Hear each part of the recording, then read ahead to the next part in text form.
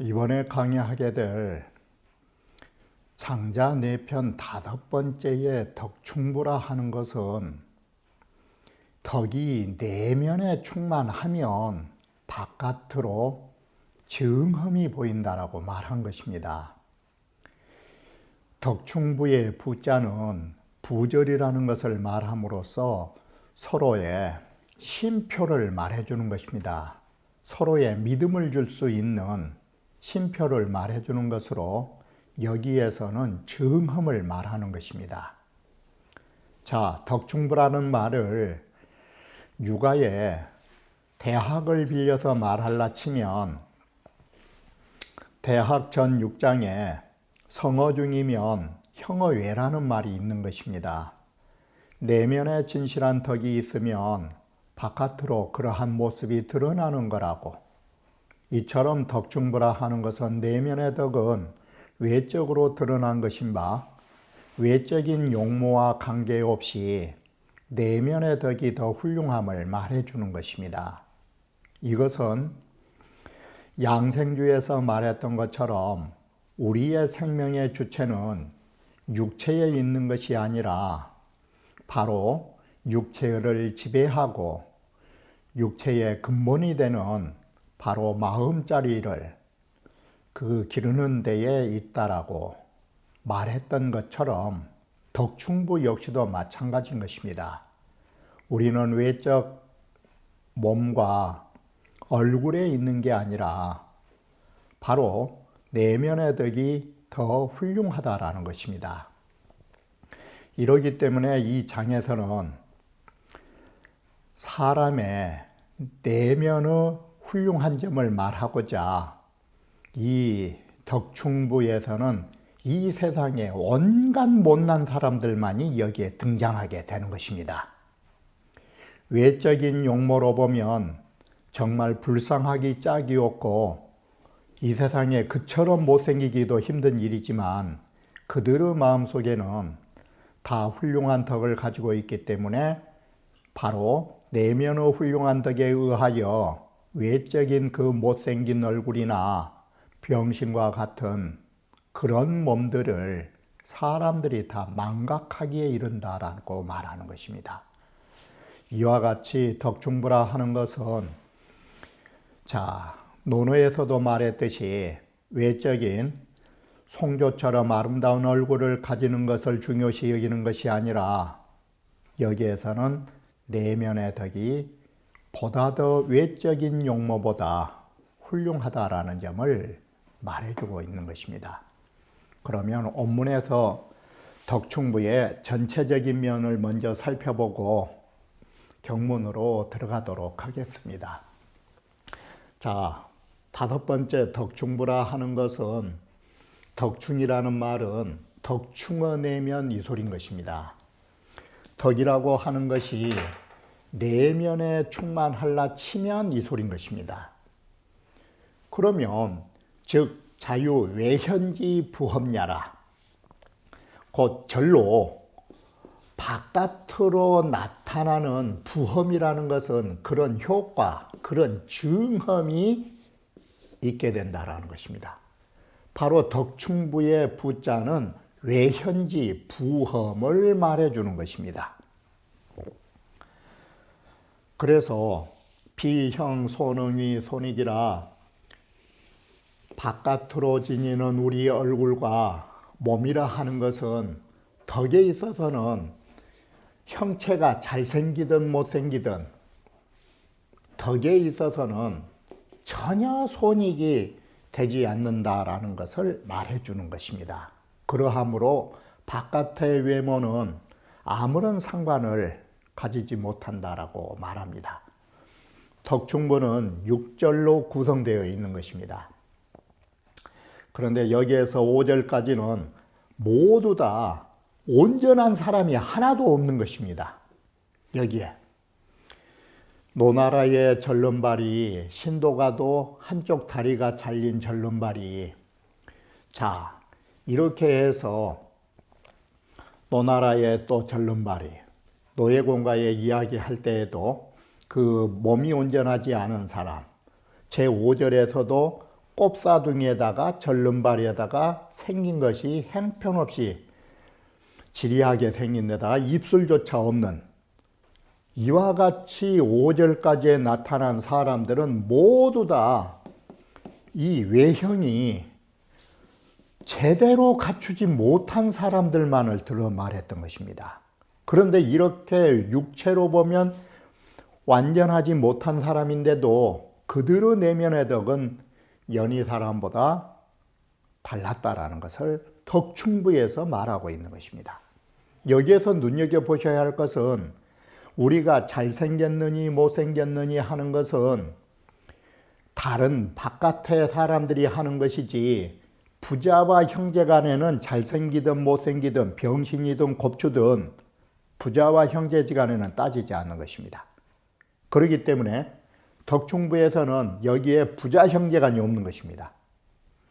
전부 다 사제지간, 부모지간, 또 사제지간, 부부간, 군신간, 이러한 존재들이 모두 다 의친의 입장에서 글을 쓰고 있다는 것입니다. 여기에는 혈친의 입장은 하나도 없다는 것입니다. 혈친은 이 부자 형제간, 이 타고난 천속지체, 여기에서는 외모를 보지 않은 것입니다. 내 부모가 예를 들어서 한쪽 다리를 절든, 한쪽 눈이 못 보든, 거기에서는 따지지 않은 것입니다. 그런데 사람들은 대체로 의로 모인 사람들, 사제지간, 친구지간, 부부지간, 군신지간, 여기에서 사람들이 외모를 따진 것입니다. 그래서 덕충부에 등장한 사람은 부자 형제가 없는 것입니다. 이게. 자, 단락별로 보면 노나라의 올자는 바로 공자와 같은 많은 제자를 소유한 사람인데, 저 사람은 어찌, 노나라의 올자는 어찌 기꺼이 물로서 일을 삼겠는가라고 하는 부분까지가, 여기에 사제지간에 가장 중요한 게 뭐냐, 허황실기입니다. 제자라 하는 것은 빈 몸으로 갔다가 진리를 가득 채워 돌아온다라는 것입니다. 이게 허황실기인데, 이 허황실기를 교육을 하는 것인데, 제자들이 빈몸으로 갔다가 가득 채워 돌아오는데 선생이 어떻게 했느냐, 자기도 모르게 서서히 변해가고 말이 없는 속에서 변화하는 덕이 있었다, 이 절름발이 선생이. 두 번째는 신도가의 올자로부터 시작한 건데, 이건 친구간인데, 자, 내면의 덕이라 하는 것은 밝은 거울과 같은 마음을 지닌 데가 덕이 있는 것이기에, 거울처럼 밝은 마음을 가지면 거기에 티끌 하나가 내려앉지 않은 것처럼, 이렇게 하면 밝은 거울을 내면으로 비춰보면 우리는 뭐가 중요하느냐, 이 올자라고 하는 절름발이가 중요한 것이 아닌 것입니다. 이런 형체가 중요한 게 아니라 내면의 마음이 거울처럼 밝으면 절름발이보다 훨씬 나은 것입니다. 세 번째는 노유월자부터 천형지 안가에는 존족자 존원이란 말은 형체로 이 발 하나 잘린 거, 이것보다 더 존귀한 가치를 가진 것이 있다. 그게 뭐냐? 덕을 말한다.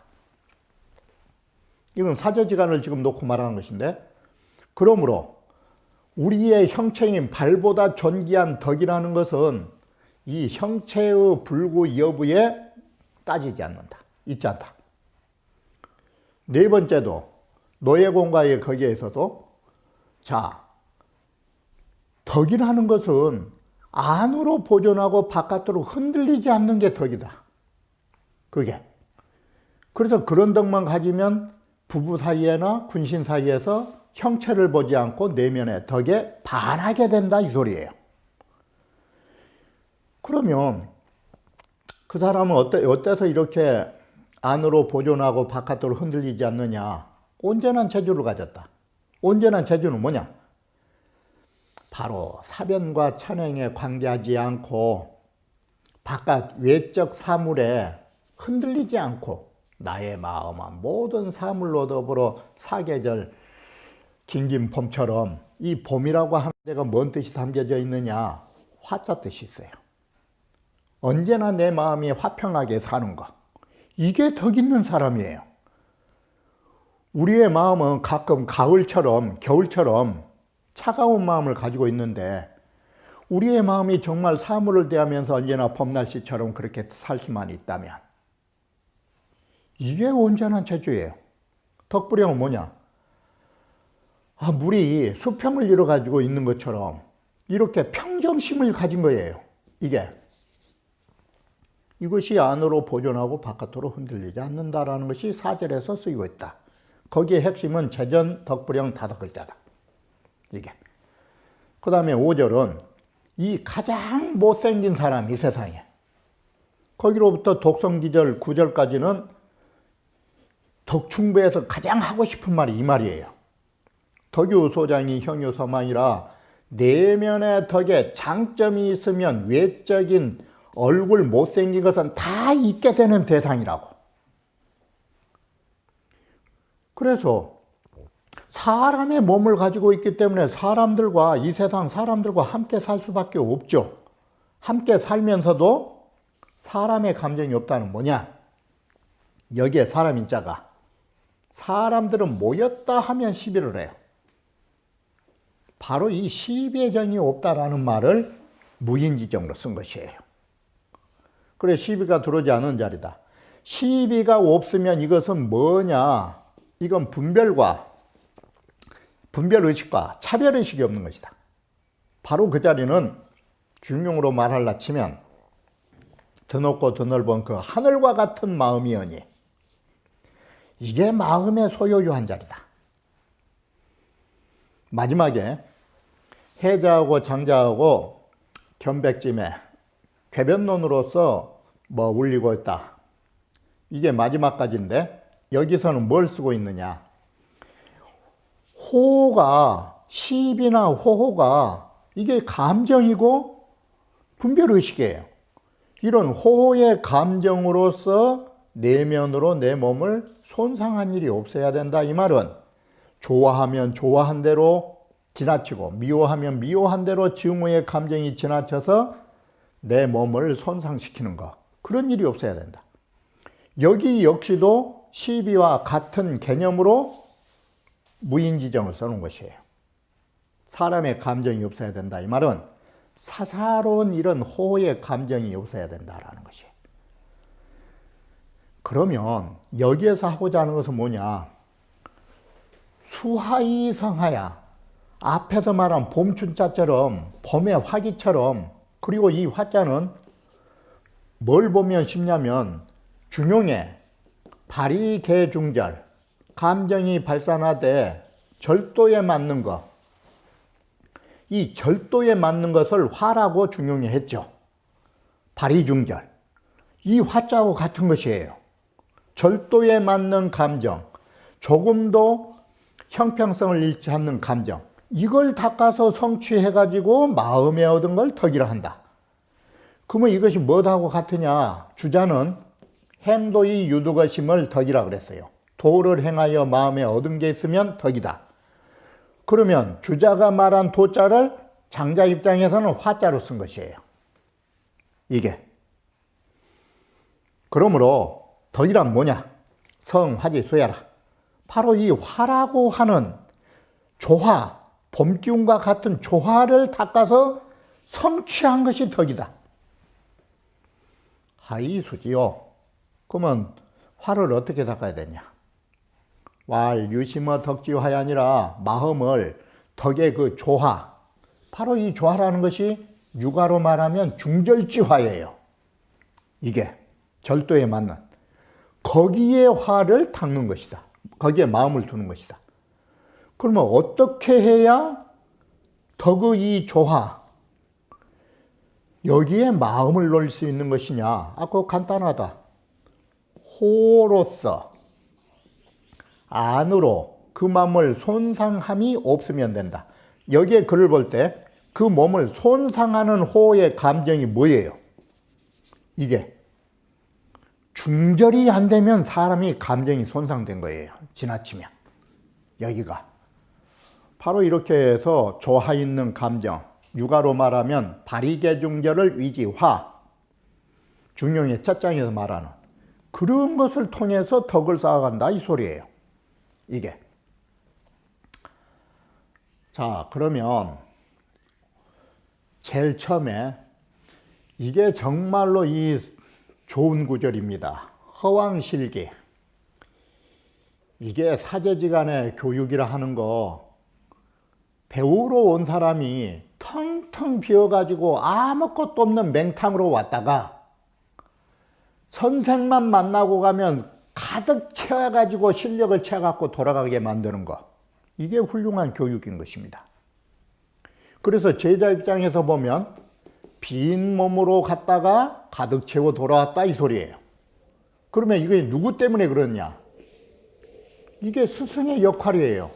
우리 스승이 나도 모르게 나를 변화시켜주고 말도 안 하셨는데 말씀도 없는 가운데서 내가 이렇게 교화됐다. 바로 여기에는 여기 가득 채워서 돌아온 침묵의 가르침인데 학문의 지표가 뭐냐? 생사의 변함이 없는 마음자리를 얻는 것. 생사에 변하지 않는 생사의 불변의 진리를 갖는 것이 뭐냐? 생사를 초탈한 주제자를 얻는 것이다. 바로 그 주제자를 제대로 깨달은 것이 뭐냐면 진인이 가지고 있는 진지다. 진인의 진지를 가지면 어떻게 되느냐? 이건 인간이 아니라 마치 하느님의 창조주의 역할을 할 수 있다.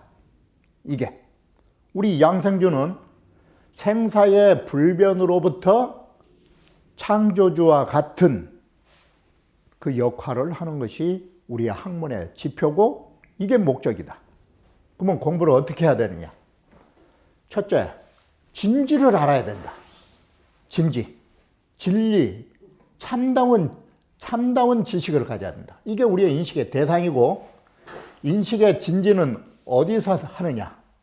우리 마음으로 얻어야 되는 것이다. 바로 이 마음이라는 것이 인식의 주체가 된다.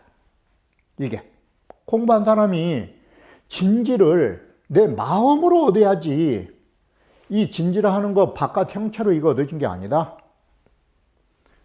이렇게 해서 진지를 내 마음에 얻어놓으면 내 마음은 뭔 마음으로 바뀌어지느냐? 영원한 마음, 변함이 없는 마음. 이걸로 바뀐다. 이게 대우주의 영원한 진리가 되는 것이다. 바로 이것이 덕충부라고 하는 우리는 이것을 덕으로 잡은 것이에요. 이게. 그래서 원문을 보면 노유올자하니 왕태라. 노나라에 다리를 하나 잘려가지고 절름발이라는 사람이 하나 있는데 그 이름이 왕태라 한다. 종지유자여 중의로 상약이언을 바로 지자 빼버리면 종유라는 것으로 이 말은 뭔 말이냐? 이게 스승으로 섬기는 것입니다. 그 사람을 따라 논다라는 말이 그 사람을 따라서 공부하다 이 말인 것입니다. 그래서 요즘에 예전에 문집 보면 종유라는 것은 그를 사사했다 뜻이 되는 것입니다. 스승으로 섬겼다고. 왕태를 스승으로 섬기는 제자들이 이 말이죠. 사사하면 제자죠.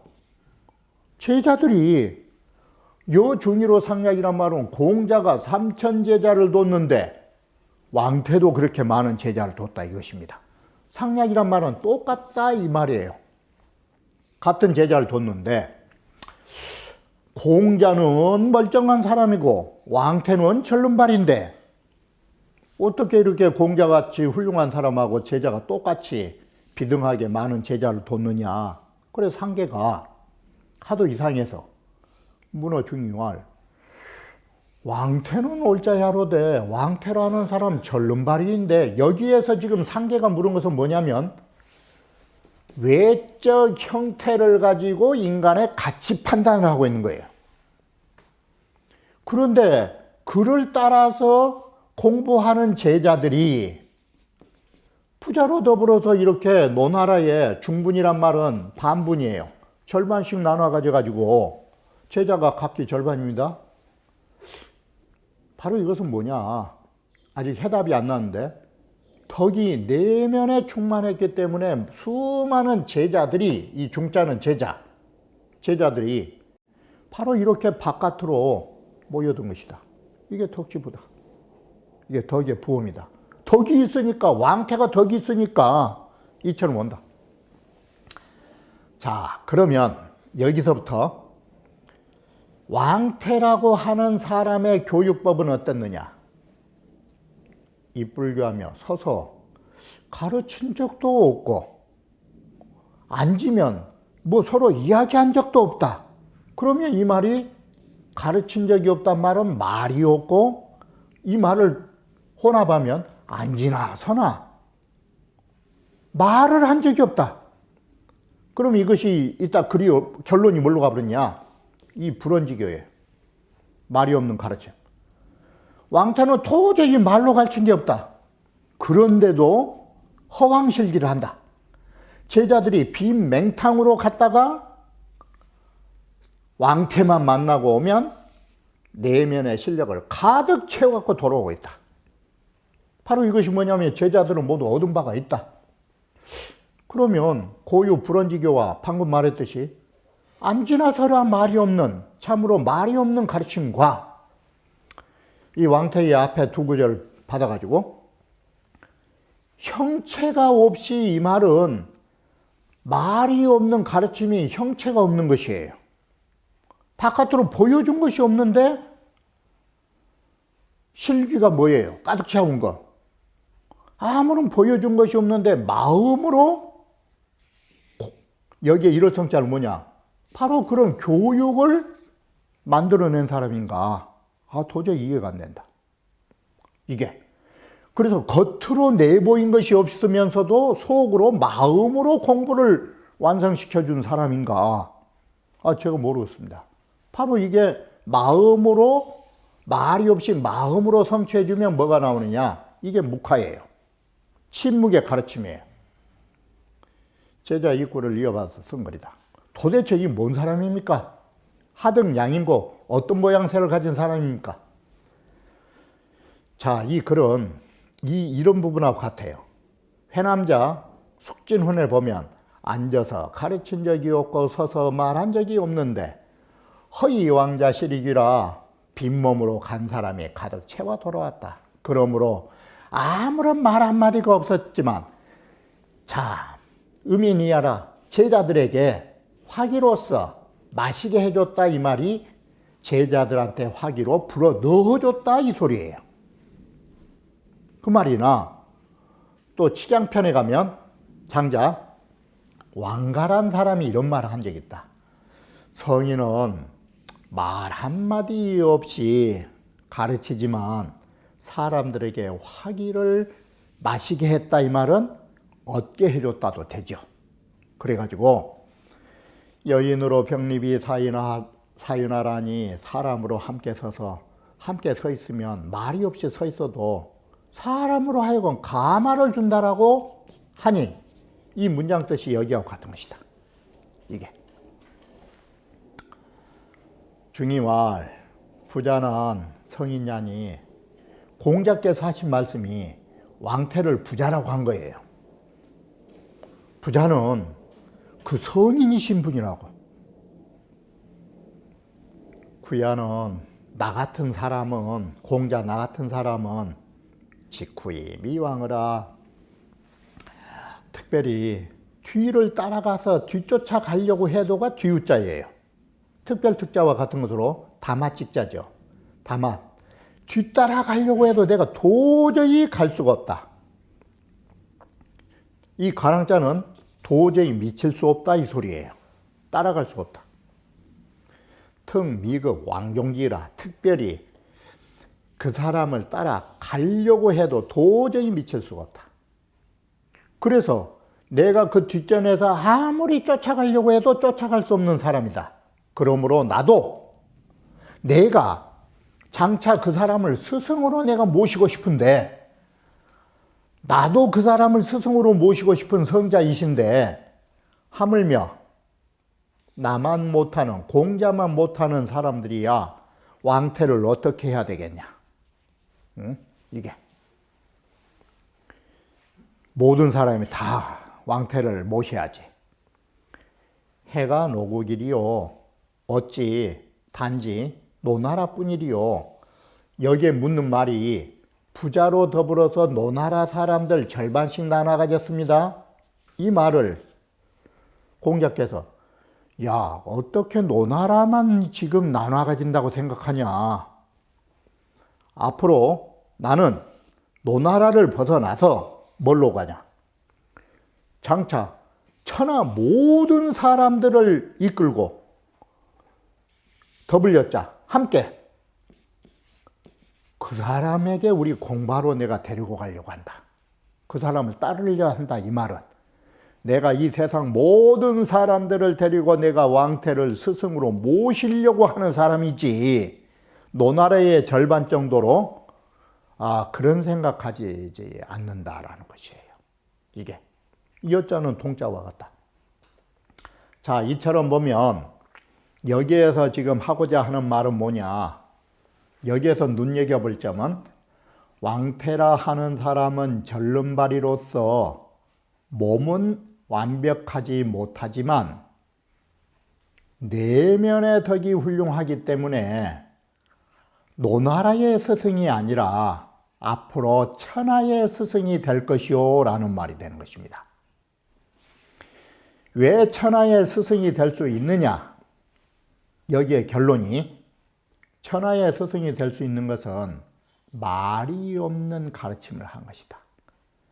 말이 없는 가르침으로 그를 감아줄 수 있는 게 뭐냐가 여기에 중요한 것입니다. 왜 말이 없는데도 모든 제자들이 빈몸으로 찾아갔다가 모두 다 가득 얻어가지고 돌아올 수 있느냐. 바로 이 소식이 뭔 소식이냐. 이게 다른 게 아닌 것입니다. 왕태에게 내면의 덕이 충실하니까 내면의 덕은 말이 있는 교육이 아니라는 것입니다.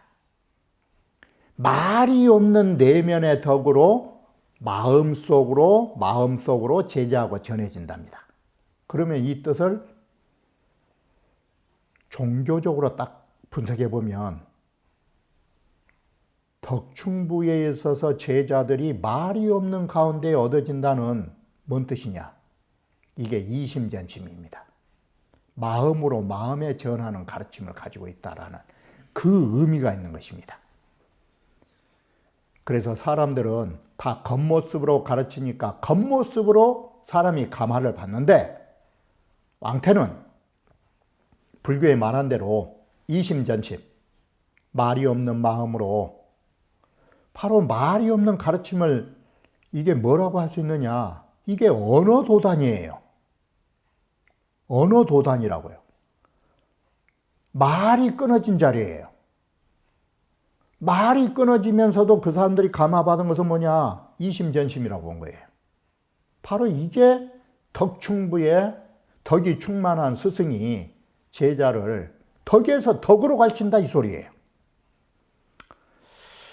바로 장자의 사상에는 이러한 깊이 있는 덕으로, 말이 없는 덕으로 그 사람을 가르친다라는 것이 이 중요한 점이에요.